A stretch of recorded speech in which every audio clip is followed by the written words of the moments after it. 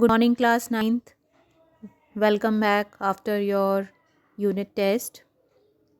And you all tried well in your unit test. So, let us continue what we were doing before your unit test. That is chapter Working of Institution of Civics. So, today we will be discussing about this chapter through this video. So, all of you open page 66 of your civics book, and we will be starting with the topic powers of Prime Minister. We all know in our country the Prime Minister is considered as the head of the government.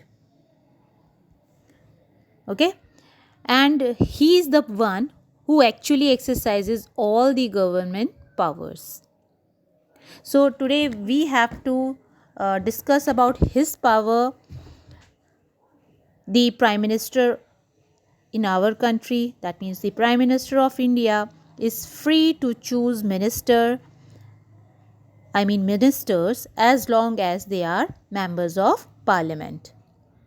That means all the ministers will be selected, all those who are the MPs, also called as members of parliament. So among them only the Prime Minister selects the ministers. Second power, he is the one who take most of the decisions in the cabinet meetings. Okay.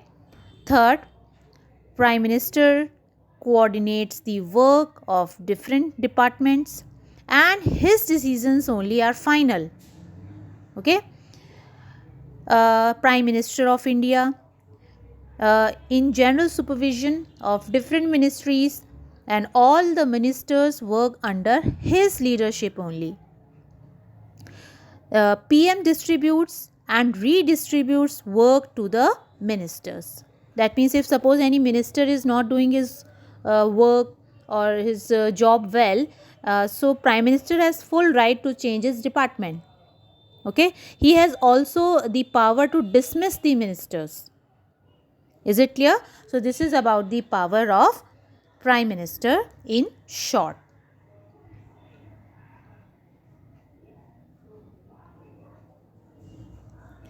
Now let's move to the next topic which we are supposed to start today, that is the President. While the Prime Minister is the head of the government, the President is the head of the state. In our political system, the head of the state exercises only nominal powers. The President of India is like the Queen of Britain. That's why sometimes we are going to use pronoun for the President as she also, because we are influenced by the Britain, because they ruled in our country for 200 years. Okay, so the President of India is like the Queen of Britain, whose function are to a large extent ceremonial. That means like occasionally. The President supervises the overall functioning to all the political institutions in the country so that they operate in harmony to achieve the objectives of the state. So the very first thing that you have to keep in mind about the President, that he is the head of the state. Okay, so he works in such a way so that he can maintain the harmony in order to achieve the objectives of the state. The President is not elected directly by the people. The elected members of parliament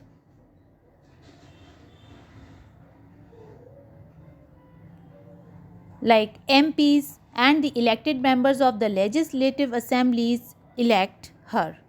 Okay, so who elects the President? The MPs and MLAs.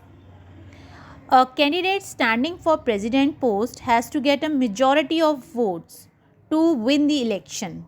This ensures that the president can be seen to represent the entire nation. At the same time, the president can never claim the kind of direct popular mandate that the Prime Minister can. This ensures that she remains only a nominal executive. So I hope you have understood that who is the president. The president is the head of the state. Okay, and what is the role of the head of the state? That he exercises only nominal powers. That means the powers which are given to him, he has to do only those things, not other things. He cannot interfere in other matters. Okay, so he function in like in a like occasionally he works occasionally or in a ceremonial way. Now second thing what we have discussed, that who appoints the president. So the MPs, okay, and MLAs. Second is MLAs, or the third one, the elected member of legislative assembly, that is MLAs of union territories. That means MLAs of UTs also selects him. Is it clear? Okay. So the person who stand for the election of president, like he has to get majority of votes to win the election. Okay, the president can never claim the kind of direct popular mandate that the prime minister can. So that means this clarify that the power of president are less in our country. Is it clear? Now let's discuss what powers the president enjoys. Okay, so let's discuss the power of president.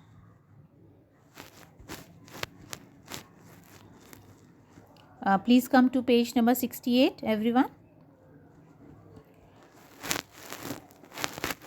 The all government activities takes place in the name of president. That means whatever activities are to be done, like they are done under the headship of president for the name's sake. All laws and major policy decisions of the government are issued in her name. Okay, we will be using this pronoun, that is her.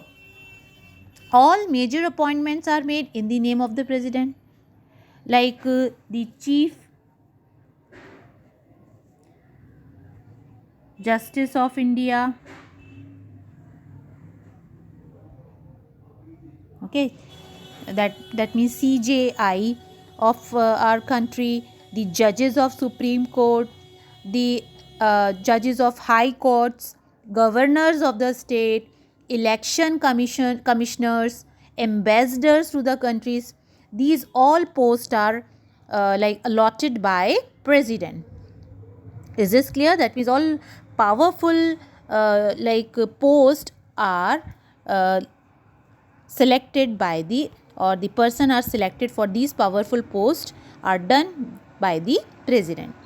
All international treaties and agreements are made in the name of the president. The president is the supreme commander of the defense forces of India. That means like he is the head of all three forces, army, navy and air force. So the head of all the defense forces is president. President has emergency powers also. That means he has the power to deal with an unexpected and critical situation. Okay, like if suppose in any state there is some emergency happens, then in that case the president's rule can be applied. Is it clear? So this is about the power of president. I hope you have listened carefully. We will be having the virtual class from Monday onwards. So by that time you just watch all these videos. Now let's discuss about the limitation on the power of the president. Like there are some limitations, because we know in our country prime minister has more powers. So the powers of the president are limitized, that we have to discuss. We know that he has the power of giving all the major decisions under his name, or he appoints the Chief Justice of India. He selects the Supreme Court judge, High Court judge, governor of the state, election commissioners, ambassadors of the country, and he also applies the president rule under the emergency condition, but still he has some limitations in his powers. Let us see. He can exercise all these power only on the advice of Council of Ministers. Okay, I told you about the Council of Ministers. It is a big circle under which there are cabinet ministers. Okay, if Council of Ministers are 60 to 80, then cabinet minister will be 20 to 30. Okay, so like if suppose a president has to take any decision, in that case he has to first discuss with the Council of Ministers. Okay, if suppose he doesn't get any consent from them, then he is not be able to apply any power. Suppose any bill has to be passed by the parliament, then the first of all, if that bill is to be signed by the president, it should be first verified within the parliament. Then only president can give the final decision. That means different things are first discussed in the parliament within the cabinet ministry. Then only the president has the power to give his consent. Okay, let's move on to next topic, that is the judiciary. Let us return one final time to the story of Office of Memorandum. We all had discussed about the OM in the beginning of the chapter, and I told you there are three institutions, that is the legislative, the executive, and the third body is the judiciary. Okay, so let us just read about the Office of Memorandum, because the things are connected to it.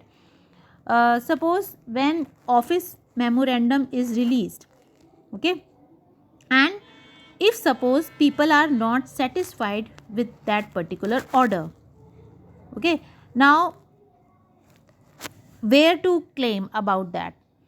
Whom shall we say that, or the people of the country, if they are not happy with that particular bill, then where they can go and complain. So in that case, judiciary has the power. Okay, let's first discuss, if suppose there was no judiciary, no Supreme Court, then what would have happened? We will discuss certain situations. If there was nothing like a Supreme Court in the country, even if there was a Supreme Court, if it had no power to judge action of the government, even if it had the power, if no one trusted the Supreme Court to give a fair verdict, even if it gave a fair judgment, if those who appealed against the government order did not accept the judgment, then what would have happened? Imagine, the government can take any kind of decision, and the people, they may get dissatisfied, isn't it? So judiciary has all the power to see the various matter. If suppose the people of the country, they are dissatisfied with any matter, the judiciary has the power to solve all the matters which are related to the public and government. Okay, that's why there is an independent, powerful body which is called judiciary, and it is considered the most essential for democracies.